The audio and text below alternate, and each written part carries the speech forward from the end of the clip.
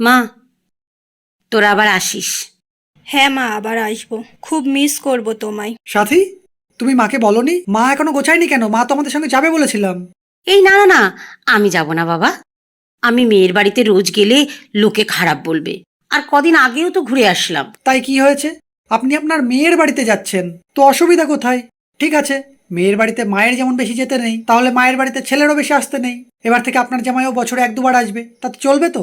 না না না, রোজ রোজ মেয়ের বাড়িতে গেলে লোকে নিন্দা করে। আর তুমি আমার জামাই, তুমি রোজ রোজ আমার বাড়িতে আসতে পারো, কোনো অসুবিধা নেই।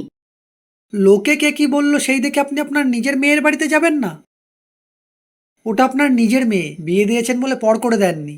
আর আমি যদি আপনার ছেলে হয়ে উঠতে না পারি, ও আমার মায়ের মেয়ে হয়ে কিভাবে উঠবে?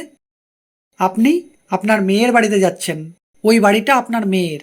তো মেয়ের বাড়িতে আপনি যেতেই পারেন, সেখানে থাকতেই পারেন। আর আপনি এই তো নয় যে মাসের পর মাস ওখানে থাকছেন। মাঝে মধ্যে যাচ্ছেন, আপনার মেয়েকে দেখছেন, কদিন থাকছেন, সবাই মিলে আনন্দ করছি, ব্যাস ভালো লাগছে। এই সুখের সময়টা তো বারবার আসে না।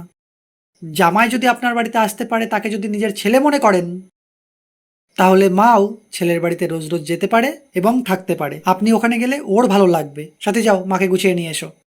জামাই যদি ছেলের মতন হয়, তাহলে শাশুড়ি মায়ের কোনো টেনশন থাকে না মেয়ে কেমন থাকবে শ্বশুর বাড়িতে, আর মেয়েও সুখে থাকে, শ্বশুর বাড়ির লোকজনও সুখে থাকে।